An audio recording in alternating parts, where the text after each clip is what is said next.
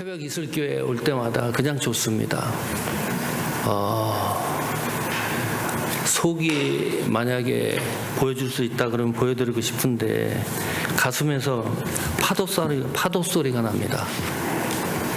그냥 좋은 게 아니고 하나님 앞에 영광이 되는 그런 장면들이 곳곳에서 목격이 되니까 너무 은혜롭게 오늘 말씀을 같이 상고하려고 합니다. 장로님 사회 보시는 거 처음 봤는데요. 저 스크린에 있는데도 안 보시네. 성경책 찾고 교동문도 여기 있는 책을 갖고 가시네요. 특이합니다.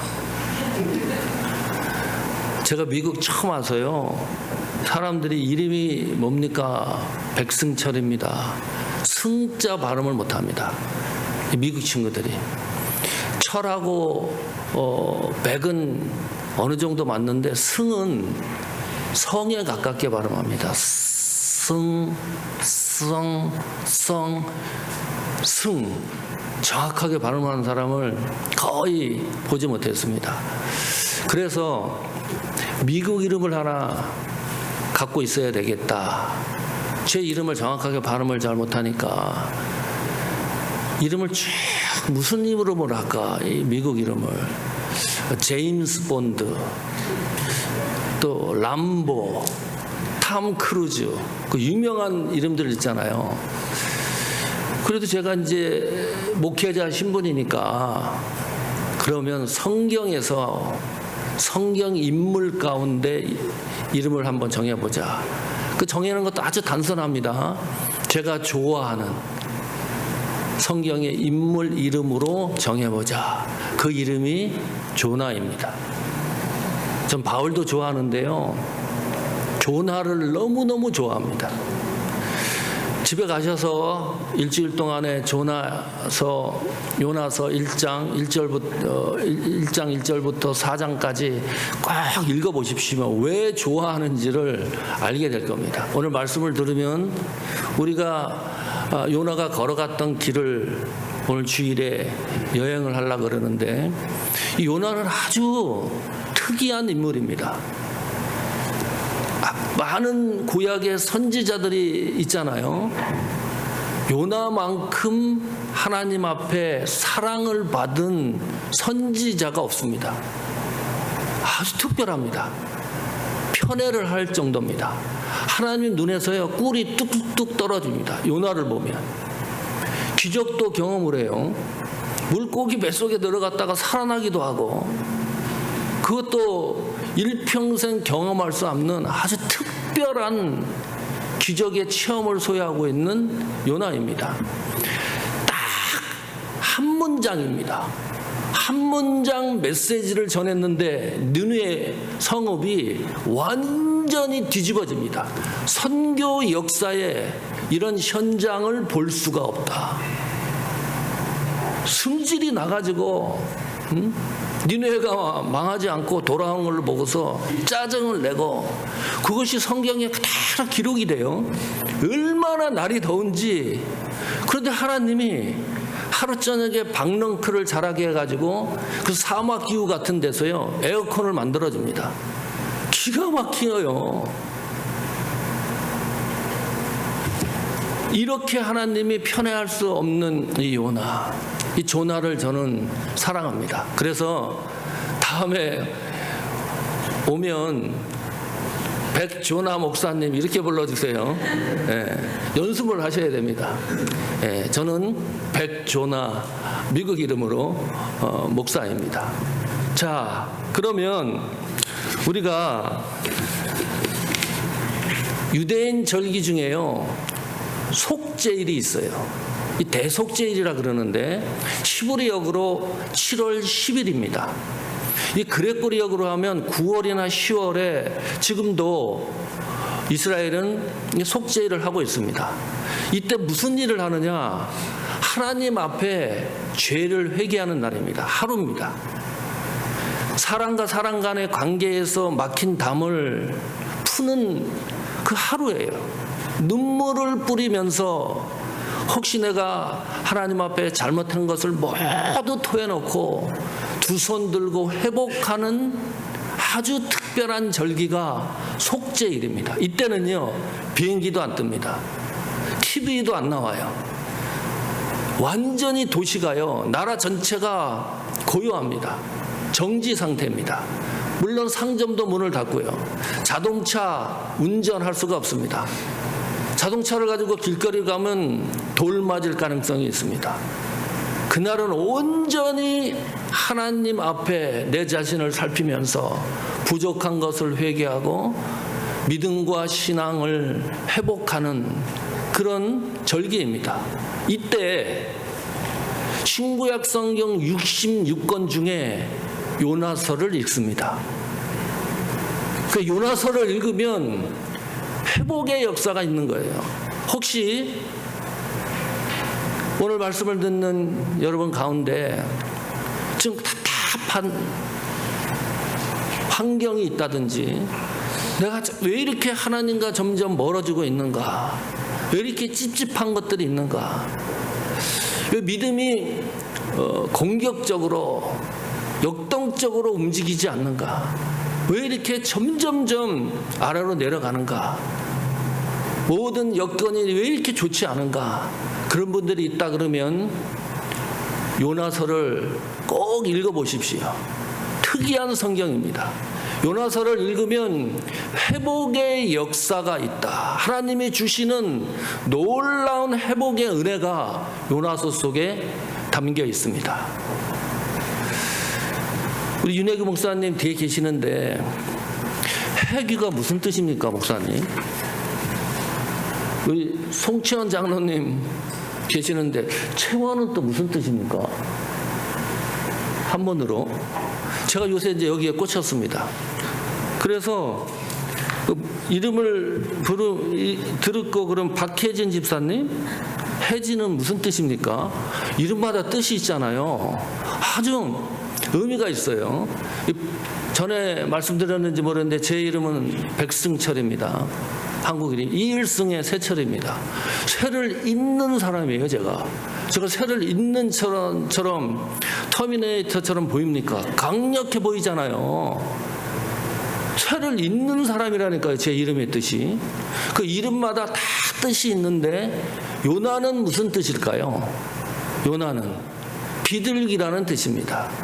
비둘기는 상징적인 의미가 있어요. 순결, 순진, 청결, 평화, 사랑, 이런 의미가 들어 있습니다. 그리고 조류 중에 하나님 앞에 드리는 제물 중에 유일한 것이 비둘기예요. 요나 선지자를 보지 않고 이름만 들어도 이런 상상을 하게 됩니다. 이 요나 선지자는 하나님 앞에 순진한 청결한 선지자일 것이다. 선입견이 그래요. 사랑을 전하고 가슴에 평화가 있는 그런 선지자일 것이다. 이런 추측을 하는 거죠. 그래서 오늘 요나가 걸어갔던 길을 4가지 길이 있는데, 그 길을 한번 천천히 여행을 해보려고 합니다. 요나서 전장을 아울려 보려고 합니다. 첫 번째 요나의 길입니다. 그런데 이 요나는요, 정보가 그리 많지 않습니다. 개인적인 정보가 많지 않은데 요나서를 집필을 했어요. 놀라운 일입니다. 저자에 대한 정보가 많지 않고 충분하지 않는데 요나서라고 하는 책을 집필했기 때문에 오늘 21세기를 살아가는 우리가 하나님의 말씀으로 설교를 하고 은혜를 받는다는 것은 놀라운 일입니다. 혹시 백승철 목사의 아버지를 알고 있습니까? 아버지 이름을. 자, 그러면 거리가 있죠. 그러면 윤혜구 목사님 아버지 성함을 알고 있습니까? 송치원 장로님 아버지 성함을 알고 있습니까? 그러면 요나의 아버지 이름은 누굽니까? 요나서 1장 1절 보십시오. 자, 한번 같이 읽을까요? 시작. 여호와의 말씀이 아미떼의 아들 요나에게 임하니라 이르시되. 요나의 아버지 이름이 아미떼구나. 이 기록이 없으면 요나 아버지 이름을 우리는 알 필요도 없고 알 이유도 없어요. 뭐 거리가 있어요. 근데 성경이 굳이 여호와의 아들 말씀이 아미떼의 아들 요나에게 임하니라. 요나라는 이름 때문에 아버지 이름이 빛나는 경우입니다. 어떤 사람은요, 그 사람 때문에 누군가가 빛나게 하는 사람이 있어요. 그냥 그 사람 곁에 가면 빛이 나요. 요나가 아버지의 이름을 빛나게 하는 아들입니다. 성도 여러분, 어찌하든지 내 이름이 새벽 이슬 교회를 빛나게 하는 존재가 되기를 축원합니다. 내 이름이 새벽 이슬 교회 공동체 누군가를 빛나게 해주는 이름, 얼마나 멋집니까, 이 삶이. 내 이름을 통해서 하나님의 영광이 빛나게 하는 삶이라 그러면 이것보다 좋은 삶을 살아갈 수가 없다. 새벽 이슬 교회 때문에 빛나는 곳이 얼마나 많은지 압니까? 제가 주거를 보면서 선교 지역을 세어봤어요. 자꾸 틀려. 너무 많아가지고. 예? 20개 맞지요? 여기 나온 거. 이 선교사 선교기관 20개 기관, 14개, 또 미자리 교회 기관을 6개, 여기 주보에 나온 걸 보면 여기 20개나 되는 이 현장, 거기서 사역하는 사람들은 새벽 이슬 교회 때문에 빛이 나는 겁니다. 위로를 받고 힘을 얻고요. 이게 보통 일입니까? 보통 일이 아닙니다. 새벽 이슬 교회 때문에 사모하는 교회가 빛이 나는 거예요.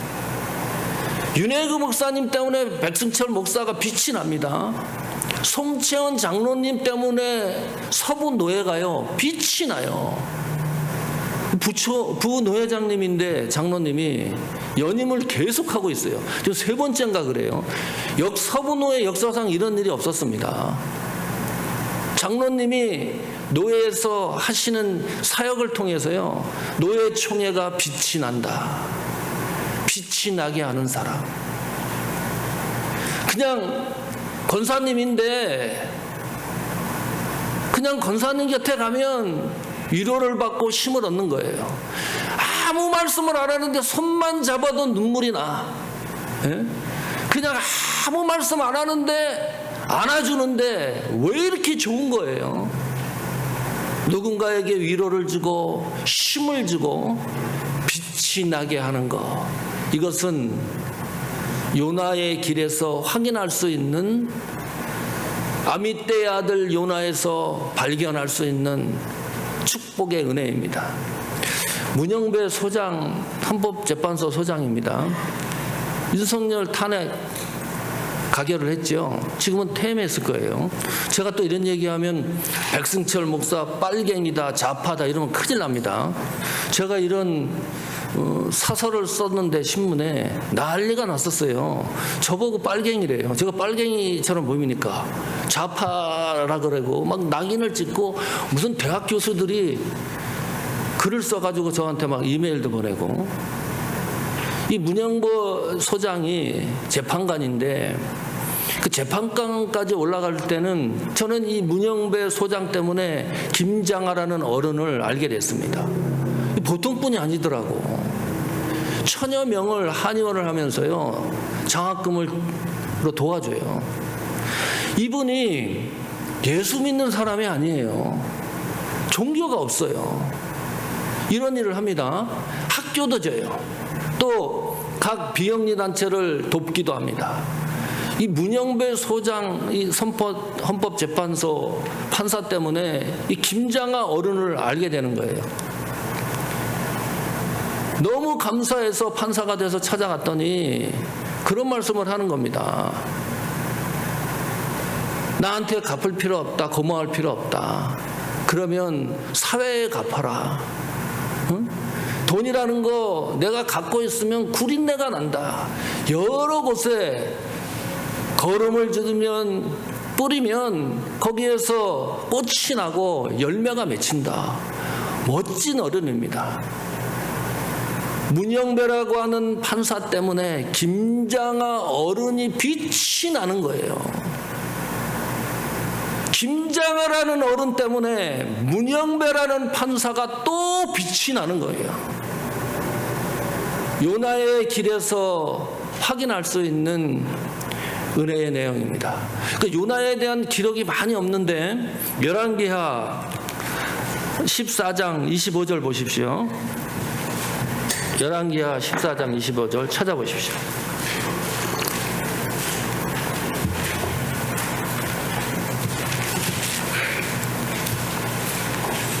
열왕기하 14장 24절입니다.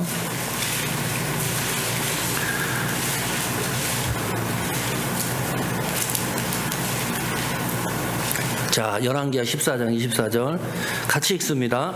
여호와 보시기에 악을 행하여 이스라엘로 범죄케 한 느밧의 아들 여로보암의 모든 죄에서 떠나지 아니하였더라. 악을 행하여.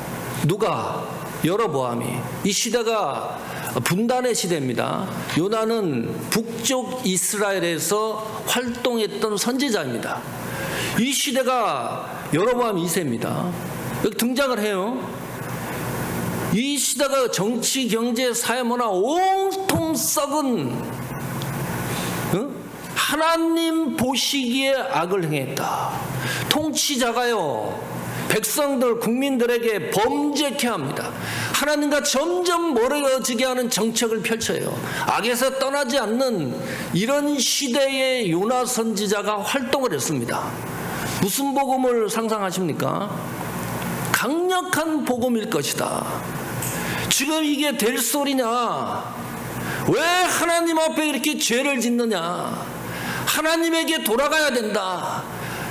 우리의 죄를 하나님은 묵과하지 않을 것이다. 심판이 있을 것이다.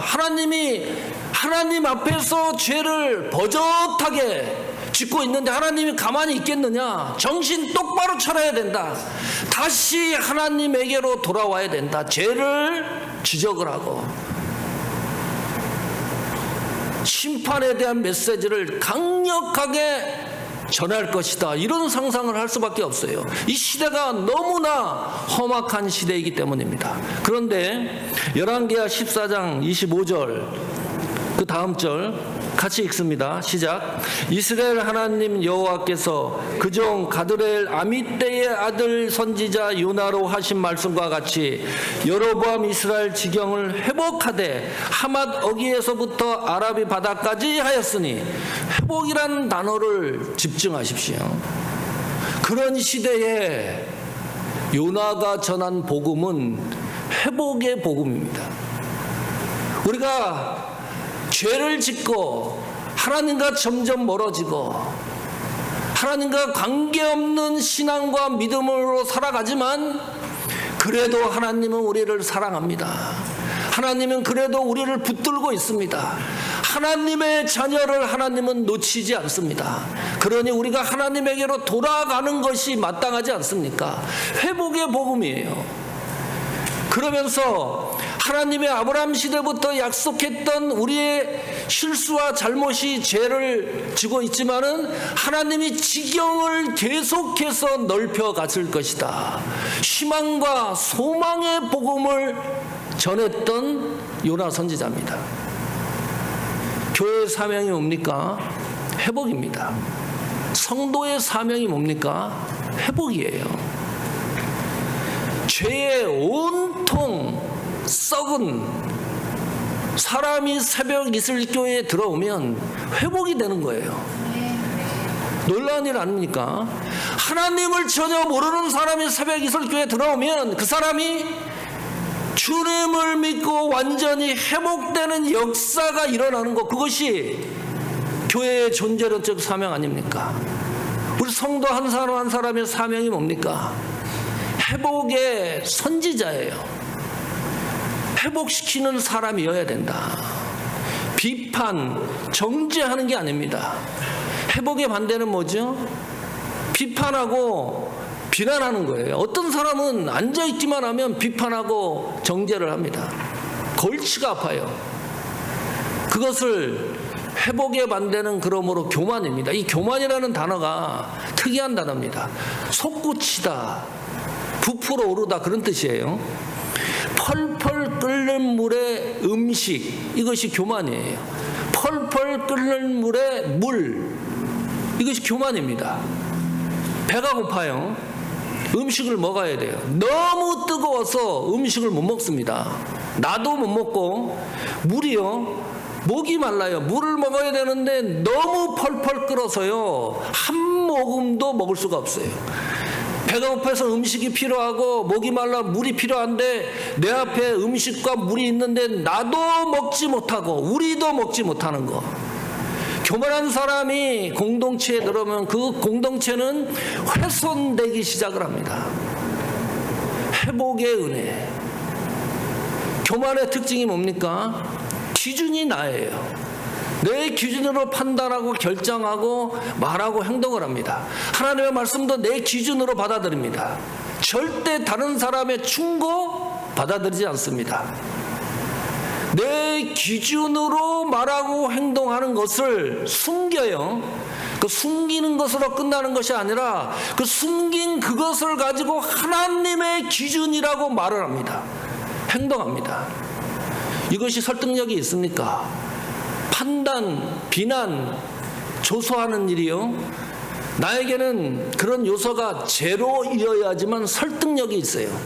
예수님이 오셔서 말씀을 해도 우리 인간이 파악을 제대로 못하고 받아들이기가 힘든데 인간이 하는 비난 조소, 그것을 쉽게 받아들입니까? 어찌하든지 교회는 회복의 역사를 이루는 시간, 장소이어야 한다. 우리 신앙의 걸음도 회복을 시켜주는 신앙의 공동체이어야 한다. 그냥 좋은 거예요.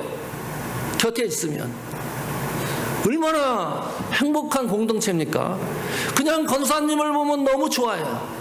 집사님, 장로님, 목사님을 보면 그냥 은혜가 되고 어떤 설명을 하지 않아도 그것이 회복의 공동체입니다. 요나의 길에서 확인할 수 있는 첫 번째 은혜입니다. 두 번째 길을 가볼까요? 두 번째, 구약 성경에 지구에서 예수님이 지구에 오셔가지고 구약에 등장하는 선지자 4명의 이름을 언급을 합니다. 어떤 선지자지요? 엘리야, 엘리사, 이사야, 그리고 또 한 사람 누구죠? 요나입니다. 언급한 것뿐만 아니라 기록으로 남겨요. 그 기록으로 남긴 요나에 대한 행적을 찾아보겠습니다. 마태복음 12장 39절입니다. 마태복음 12장 39절.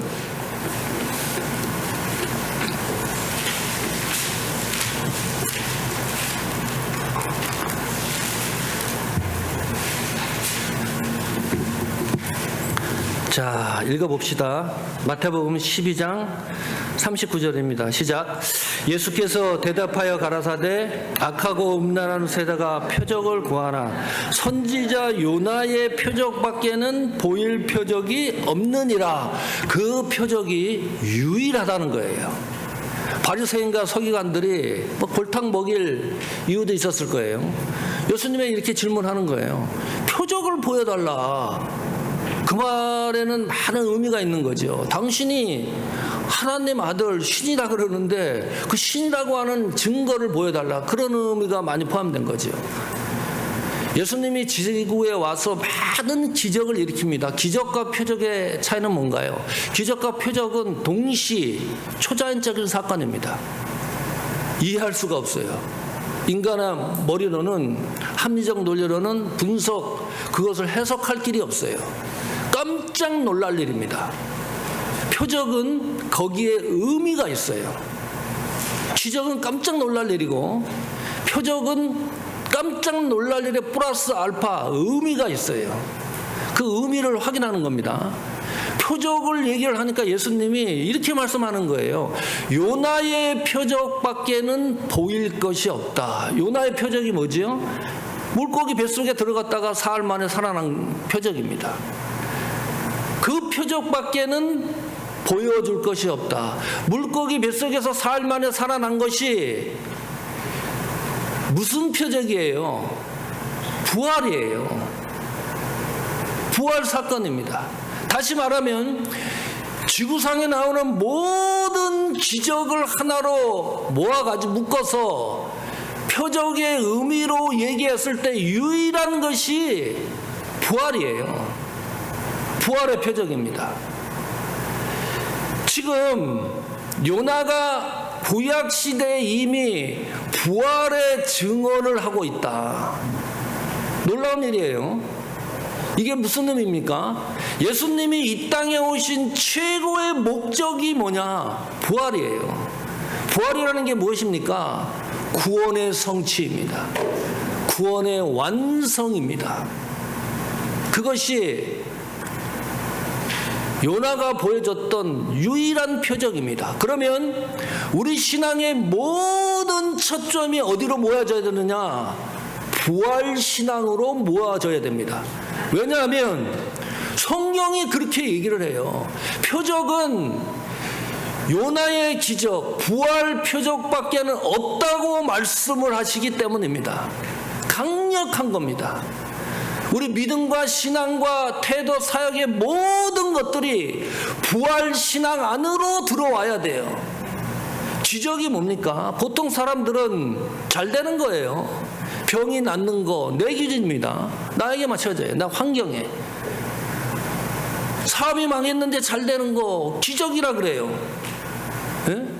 놀라운 일이라 그럽니다. 자녀들이 잘 되는 거, 명예가 높아지는 거 다 기적이고 은혜고 축복이라고 생각을 합니다. 그런데 그 은혜와 축복이 예수님과 관계가 없는 것은 표적이 될 수가 없습니다.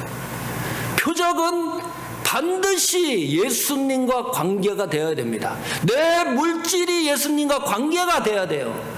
내 생명이 예수님과 관계가 되어야 된다. 내 삶이 예수님과 관계가 되어야 돼요. 체크 포인트 아닙니까?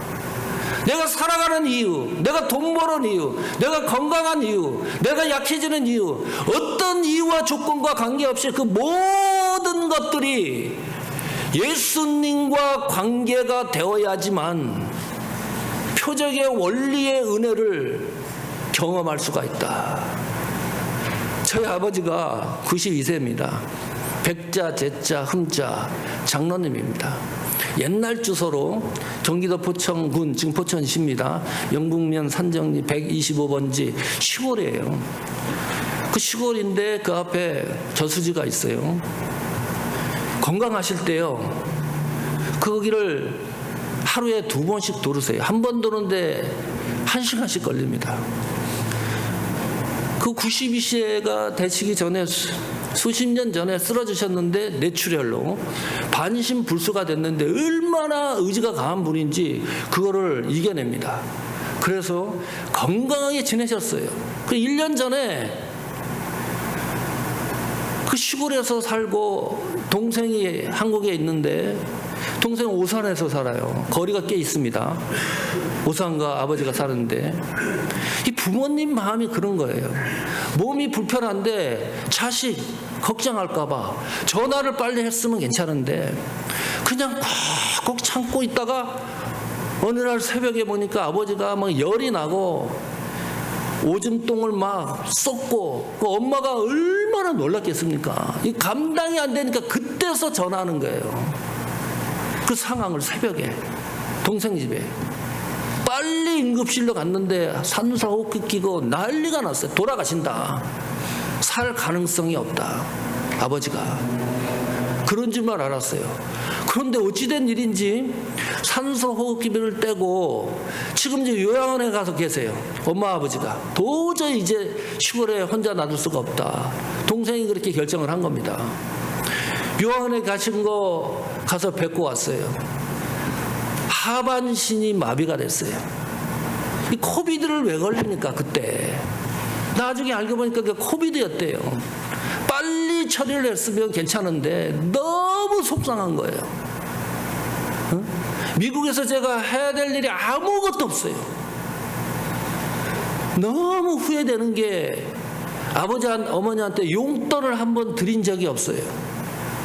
지금 용돈을 드려도 쓸 여력이 없어요. 제가 미국 올 때 뭐 비행기 값이며 얼마나 고생을 많이 했겠어요. 너무 가슴이 아파요. 더 가슴이 아픈 거는 아버지가 장로님인데 시골교회에 가서 얘기를 했어요. 이런 말씀 하시는 거예요.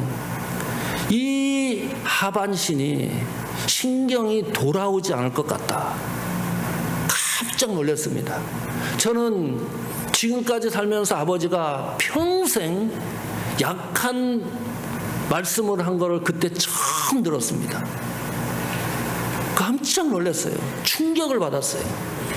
아니야, 아버지 장로님 아니시냐? 장로님이 내일이라도 하나님이 일으켜 세우면 어떡하려고 그렇게 말씀하시느냐? 제가 그렇게 얘기를 하고 있었지만 속으로는 불가능하다. 다시는 일어나지 않을 것 같다. 말은 그렇게 하는 거예요. 이게 요나의 심정입니다. 네? 인간미가 있어요. 목회자지만 아버지가 다시는 일어나지 않을 것 같아요. 그래도 아버지한테 아버지 맞아요. 불가능해요. 말할 수 없잖아요. 왜 그런 말씀 하시느냐? 그 말 속에는 불가능하지만 한 가지 마지막에 성도가 기대할 것이 있다. 기대할 언덕이 있다. 그 언덕이 뭡니까? 부활입니다. 그거 얘기하는 거 아닙니까? 힘들고 지칠 때 우리가 기대할 언덕이 어디에 있느냐? 단 한 가지 표적을 말씀하시는 부활이라는 단어 속에 있는 거예요. 그러면 몸이 낫지 않아도 괜찮습니다. 대담해집니다. 일어나지 않아도 괜찮아요. 실패해도 괜찮아요. 넘어져도 괜찮아요. 쓰러져도 괜찮아요. 죽음이 눈앞에 와도 전혀 관계가 없어요. 이유는 내 속에 부활의 신앙, 믿음이 있기 때문입니다. 그거 요나의 길에서 확인하는 거 아닙니까? 부활 신앙을 꼭 붙드시기를 축원합니다. 부활의 믿음이 훼손되지 아니하도록 애쓰시기를 축원합니다. 세 번째, 요나의 길에서 확인할 수 있는 겁니다. 요나는 특이한 세계 신기록 하나 갖고 있는데, 구약 성경에서요, 선지자가 이방으로 파송된, 이방 나라입니다. 파송된 최초의 선교사가 요나입니다. 다른 선지자들은 어디에서 활동을 했습니까? 이스라엘 지경을 벗어나지 못합니다. 복음도 누구를 향해 증거하는 거예요? 이스라엘 백성들, 하나님의 유대인들, 자녀들에게 하나님의 그 섭리 가운데 벗어나지 말라고 계속해서 복음을 증거하지 않습니까? 그런데 요나는 하나님이 이방 나라 아시리아 수도 니누에로 가라고 명령을 하는 거예요. 자, 그런데 문제가 생깁니다. 그렇게 하나님 말씀 따라 열심히 사역을 감당했던 요나가 하나님의 명령을 정면으로 거부합니다. 거부하는 이유가 뭘까? 이게 퀘스천이에요. 왜 그렇게 신실했던 요나가 하나님의 명령을 거부하고 반대 방향입니다. 완전히 다시스로 도망갑니다. 스페인 지역이죠. 요나서 1장 2절입니다. 요나서 1장 2절 다시 돌아오십시오. 자, 요나서 1장 2절 같이 읽습니다. 너는 일어나 저 큰 성읍 니느웨에 가서 그것을 쳐서 외치라. 그 악독이 내 앞에 상달하였음이니라.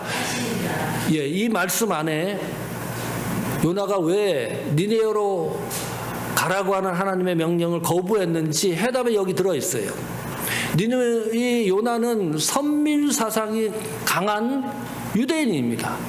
아시리아는요 끊임없이 이스라엘을 공격했던 나라예요. 그러니까 요나 가슴에는 어떤 마음이 있냐면 이 나라는 망해야 되는 나라입니다. 빨리 망했으면 좋은 나라예요. 그런데 요나서 1장 2절에 보니까 이렇게 기록을 해놓는 거예요. 그 니느웨가 악독이 내 앞에 상달하였음이니라. 무슨 말인가요? 이 악독이라는 것은요 악질입니다. 그냥 죄가 아니고 최악질의 상황이 니느웨를 점령하고 있는 거예요. 그러면 이 니느웨는 이 악독 때문에 가만히 놔둬도 망하는 나라입니다. 요나의 생각이 논리적이고 합리적입니다. 아무리 생각을 해도 그렇지, 이 나라는 그냥 가만히 두면 망하는 나라이기 때문에 굳이 왜 하나님이 나보고 거기를 가라는 것이냐. 모든 이스라엘 사람들이 박수 칠 텐데, 그 나라가 망하면 기뻐할 텐데 내가 그런 나라에 가서 왜 복음을 전할 이유가 뭐가 있느냐. 판단이 서가지고 도망가는 거예요. 그 나라를 회피하지 않습니까? 다시스로 도망을 갑니다. 계획을 짜고서 행동으로 옮깁니다. 요나서 1장 3절입니다. 시작. 그러나 요나가 여호와의 낯을 피하려고 일어나 다시스로 도망하여 욥바로 내려갔더니 마침 다시스로 가는 배를 만난지라. 여호와의 낯을 피하여 함께 다시스로 가려고 선가를 주고 배에 올랐더라. 기가 막힙니다. 요나서 1장 3절에서 가장 중요한 단어는 마침임이에요. 도망가려고 항구에 갔는데 배가 있어요. 계획하지 않았던 겁니다. 그 배에 타서 다시스로 도망을 가는 거예요. 자, 이런 상상을 해보십시오. 지금 요나는 도망가는 거예요. 하나님과 점점 멀어지려고 합니다. 아니, 이렇게 훌륭한 선지자가 이런 해학적인 판단과 생각을 했다는 게 너무 웃기는 거예요. 그런데도 하나님은 요나를 책망하지 않아요. 요나서 읽어보면 얼마나 요나를 아끼는지 몰라요. 그래서 조나예요, 제가. 응? 아니, 요나가요 너무 이상한 행동을 하는 겁니다. 항구에 갔는데 마침 배가 있어요. 이건 또 뭡니까? 그 배를 놓치면 일주일이 걸릴지 언제 또 배가 들어오는지 알 수가 없어요. 마침 거기에 가봤더니 배가 있었더라. 하나님과 멀어질 계획을 하는 겁니다. 가까워질 계획이 아니라 교회와 멀어질 계획을 하는 거예요. 신앙생활과 동떨어진 생각을 하는 겁니다. 믿음과 거꾸로 가는 생각을 하고 있는데 마침 모든 것이 너무나 잘 맞아떨어져요. 기가 막힙니다. 퍼즐이 완성되는 것처럼. 신앙생활도 제대로 안 하고 찝찝한 마음도 없고 주일날 예배 드리는데 예배 안 드려도 전혀 이상할 것이 없는데 웬걸 왜 이렇게 사업이 잘 돼? 왜 이렇게 자녀들이 잘 되는 겁니까? 교회를요 한 주 받아보십시오. 그 다음 주일날 반드시 이상합니다. 교회 가기가 또 싫어집니다. 또 이유가 생겨요. 그것이 이제 뚫고 나와야 되는데 기도를 정해놓고 하시는 분 있잖아요. 시간을. 그 기도 정해놓고 하는 시간을 한 번만 빠져보십시오. 그 다음에는요 또 기도 못할 상황들이 생깁니다. 왜 이러는 거예요? 참 묘한 거예요. 신앙 이 믿음이. 그래서 항상 깨어 있으라는 것이요, 굉장히 주의해야 될 말씀입니다. 그러지 않으면 금세 넘어집니다. 지금 보세요. 요나 이 상황을 보십시오. 제가 목회하면서 이런 성도 봤어요. 제 이름은 얘기 안 하겠어요. 자존심 상하기 때문에. 그분이 52주요. 주일이 52주잖아요. 단 한 번도 일찍 온 일이 없어요. 희한한 성도입니다. 근데 또 교회는 와요. 이유를 물어보면 52가지 이유가 다 있어요. 제가 한국에서 전도사로 했을 때 담임 목사님이 저한테 그랬어요. 12시만 되면 예배당 못 들어오게 문을 잠가버리라 그랬어요. 진짜 잠갔어요, 그 목사님은. 그런 목사님도 계시는데, 아니 어떻게 52주 다 이유가 있습니까? 늦는 이유가 참 특이합니다. 내가 하나님과 점점 멀어지는 사인이 내 속에 있는데 너무 잘 되는 거 조심하셔야 돼요. 정신 똑바로 차려야 됩니다. 하나님과 멀어지는데 번영하고 번성하고 충만하다, 망하는 길입니다. 가까워지는 게 아닌데 등을 돌리고 걸어가는데 얼마나 해악적이에요. 아담과 하와가 범죄를 하고 동산나무 뒤에 가면 하나님이 못 볼 줄 알아요. 타시스로 도망가면 하나님이 요나를 찾지 못할 줄 알아요. 요나가 선지자가, 말씀을 전했던 이 선지자가 종이 한 장 차이입니다. 그래서 내 생각과 뜻과 결심과 판단과 결정으로 무엇이 안 되는 때 실망하지 마십시오. 그것이 어긋남의 은혜입니다. 그거요, 너무 감사한 거예요. 내 생각, 판단, 결정 기준이 계속 어긋나고 있다. 그것은 하나님이 내 삶 속에 깊숙하게 개입하고 있다는 증거입니다. 하나님과 멀어지는데 하나님이 보고 있겠습니까? 계속 어긋나게 해야죠. 그 제자리를 찾게 해야죠. 요나는 어긋남의 은혜가 아니라 판단 결심으로 움직이고 있었다. 그러나 하나님은 하나님 자녀에게 어긋남의 은혜를 주신다. 그것을 발견할 때 하나님의 주시는 은혜가 폭포수와 같습니다. 우리 경험하잖아요. 그 지나고 나면 그게 뭐 먼 시간도 아닙니다. 얼마 시간 지나고 나면 왜 하나님이 어긋나게 했는지 그것이 은혜로 몽땅 나에게 돌아오기 때문입니다. 그런 어긋남의 은혜를 사모하는 새벽 예수교회 성도 여러분 되시기를 축원합니다. 자, 네 번째 길입니다. 요나가 드디어 니느웨로 들어갑니다. 그래서 니느웨로 가는 것이 요나 개인 의지에서 간 게 아니에요. 물고기 뱃속에 들어가서 하다 보니까 니느웨까지 가는 겁니다. 하나님이 밀쳐내는 겁니다. 하나님이 포기 안 하죠. 요나 대신 다른 선지자 세우면 되는데 절대 그런 일 하지 않습니다. 이게 하나님의 고집입니다.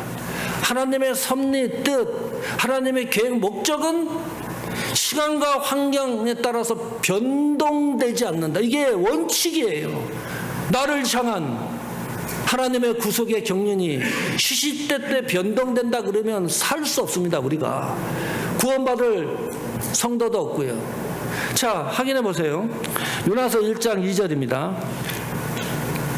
너는 일어나 저 큰 성읍 니느웨로 가서 그것을 쳐서 외치라. 그 악독이 내 앞에 상달하였음이니라 하시니라. 무슨 메시지? 무슨 메시지일까요? 아, 여기다 좀 적어놓으면 좋은데 뭘 말씀했다는 거지, 요나에게? 아주 신약 성경의 스데반 집사님은 설교했을 때 설교 원문을 다 통째로 갖다가 기록을 해놨는데 바울도 그렇고요. 그 요나는 어떤 메시지를 전달하라고 하나님이 명령을 했는데 그 메시지의 내용을 우리는 몰라요. 요나는 알고 있겠지. 자, 요나서 1장 3절입니다. 그러나 요나가 여호와 낯을 피하여 일어나 다시스로 도망하려 욥바로 내려갔더니 마침 요나서 3장 1절 2절입니다. 그 메시지를 몰라요. 그래서 3장 1절에 보면 여호와의 말씀이 두 번째 요나에게 임하니라. 그 말씀은 아까 요나서 1장 2절에 똑같은 동일한 메시지예요. 다른 메시지가 아닙니다. 요나는 알고 있어요. 우리는 아직도 몰라. 자, 2절 보세요. 일어나 적금 성읍 니느웨로 가서 내가 네게 명한 바를 그에게 선포하라. 똑같은 메시지를 주는데 아이고 답답해라. 성경을 읽는 독자는 복장 터집니다. 몰라. 무슨 메시지인지를 몰라요. 요나서 4장 11절입니다. 드디어 그 메시지가 공개가 돼요. 같이 읽어봅니다. 시작. 하물며 이금 성읍 니느웨로 죄를 분변치 못하는 자가 있으니 12만 명이요 육축도 많이 였나니 내가 아끼는 것이 아니하며. 3장 4절 한번 보십시오. 그거 전에 요나서 3장 4절 자 읽어봅니다. 시작. 요나가 그 성에 들어가서 곧 하룻길을 향하여 외쳐 가로되 40일이 지나면 니느웨가 무너지리라 하였더니. 자, 메시지의 내용이 밝혀지는데 그 메시지의 내용이 뭐지요? 40일이 지나면 니느웨 성이 무너진다. 이게 메시지 내용이에요. 특이하지 않습니까? 뭐 이상한 거 발견하지 못하겠어요? 이상하죠? 보통 지금도요 길거리에서 전도하는 사람들, 복음 전하는 사람들 뭐 성경의 얘기를 안 하더라 그래도 주 예수 그리스도를 믿으십시오. 그러면 여러분의 가정과 여러분들이 구원을 받습니다. 복음의 메시지가 증거가 돼야 되는데 전혀 이상해요. 이게 무슨 메시지예요? 40일이 지나면 니느웨가 망한다. 요나가요 이 메시지를 전하고 생존한 것이 기적입니다. 미쳤다 그랬을 거예요. 이 니느웨 성은 이미 악독이 심히 하나님 모시기에 극에 달한 상태입니다. 이런 메시지를 좋아할 사람도 없고요. 아무 효능이 없어요. 망한다는 건데, 무너진다는 건데. 그런데 놀라운 일이 벌어지지 않습니까? 이 메시지를 듣고요 니느웨의 대통령부터 정치, 국회의원까지 저 밑에 하급 노동자까지 대통령이 행정명령에 사인을 해요. 금식을 선포합니다. 사람에게만 금식을 선포하는 게 아니라요 짐승들 가축도 먹이지 말라. 완전히 하나님 앞에 베옷을 입고 두 손을 들고 니느웨가 전체 성읍이 니느웨로 살고 있는 사람들이 하나님에게로 돌아옵니다. 선교 역사에 이런 게 있습니까? 단 한마디 문장이에요. 이 문장이 40일이 지나면 니느웨가 망한다. 이 메시지가 이토록 역사하는 이유가 뭘까요? 이것은 하나님이 하신 일이다. 하나님이 하신 일이다. 나는 이런 생각까지 했어요. 이 요나가 하나님이 전하라는 메시지를 일부러 안 전한 것 같다. 니느웨까지 가긴 갔는데 아직까지도 화가 나는 거예요. 이 니느웨가 망해야 되는데 그럴 수 없으니까 40일이 지나면 망한다고 해야 되겠다. 그랬을 수도 있을 것 같아요. 여기 하루 동안이라 그랬잖아요. 니느웨가요 하루 동안만 복음을 전할 지경이 아닙니다. 큰 지경입니다. 4장 11절에 그렇게 나오잖아요. 그 니느웨 자어를 분별을 못하는 사람이 12만 명 이상이 있다 그러니까요. 얼마나 많은 사람들이 거주하던 곳입니까? 거기에서 복음을 요나는 하루만 준 거예요. 하루 동안 이게 복음이 증거될 곳입니까? 응? 하나님이 하시는 일이 너무나 묘한 겁니다. 하나님이 사용하는 방식이 너무나 신기해요. 이게 될까? 포기하는 거 그게 죄입니다. 요나서를 확인하면서 우리가 신앙생활하면서 많이 넘어지는 게 이게 될까? 응? 그런데 이게 될까 하는 걸 가지고 하나님이 역사를 하세요. 제가 요즘 다 기도 시간에 빼놓지 않는 게 있습니다. 하나님, 백 목사를 또 조나 목사를 목회자로 세웠는데 하나님, 단 한 번만이라도 조나처럼 사용되는 목회자가 되게 해주십시오. 단 한 번만이라도 요나처럼 사모하는 교회가 하나님 앞에 사용되는 교회가 되게 해주십시오. 이게 될까? 실망할 때 많습니다. 넘어질 때 많습니다. 그런데 하나님은 이상한 방법으로 이게 될까 하는 그 요소를 가지고 역사하시는 분이시다. 이거 놓치지 말자. 요나의 길을 가면서 이게 될까? 되는 거예요. 세상에 어떻게 이런 일이 일어납니까? 40이면 다 무너진다고 외치는 복음을 듣고 어떻게 니네 전 성읍이 하나님 앞에 돌아오는 역사가 일어날 수가 있겠는가? 요나 이야기는 여기서 끝이 납니다. 이게 공식적인 기록입니다. 요나가 걸어갔던 길에 요나서는 요나서 3장으로 끝나야 멋지게 종결되는 성경입니다. 그런데 요나서 4장을 갖다가 붙여놨어요. 특이합니다. 혼돈스럽기도 한데 요나서 4장 1절을 어떻게 시작합니까? 이렇게 시작을 해요. 요나서 4장 1절, 요나가 매우 싫어하고 성내며. 왜 싫어했을까요? 복음을 전했는데, 말하고 전했는데 다 돌아왔어요. 뿔이 났어요. 이 성격이 요나가요, 그래서 인간적이라는 거예요. 너무나 솔직한 겁니다. 요나서 4장 6절 보십시오. 하나님 여호와께서 박넝쿨을 준비하사 요나 위에 가리우게 하셨으니 이는 그 머리를 위하여 그늘이 지게 하여 그 괴로움을 명쾌하려 하심이었더라. 요나가 박넝쿨을 위하여 심히 기뻐하였더니 승질나고 짜증나고 싫어하고 성내고. 그런데 하나님은 박넝쿨을 만들어서 에어컨을 만들어줍니다. 그런데 또 그것은 잠시 잊어버리고요, 에어컨 바람 속에 있으니까 너무 기쁜 거예요. 이 박넝쿨 때문에. 에? 요나 선지자 마음의 행위가 그 박넝쿨을 인하여 심히 기뻐하였더니, 그거를 마지막으로 하나님이 교정을 해주는데 그냥 교정해 주는 게 아닙니다. 하나님이 회초리를 드는 것도 아닙니다. 참 특이해요. 그래서 하나님이 왜 이렇게 요나를 사랑하냐?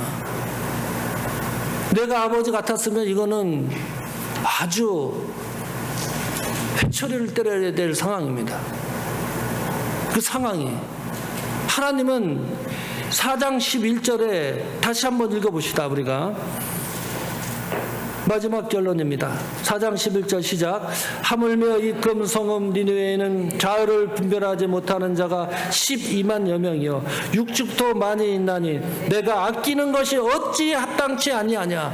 하룻밤에 잤다가 하룻밤에 시드는 박넝쿨을 보면서 너가 그렇게 기뻐했다면, 니누에는 12만 명 이상이 좌우를 분별하지 못하는데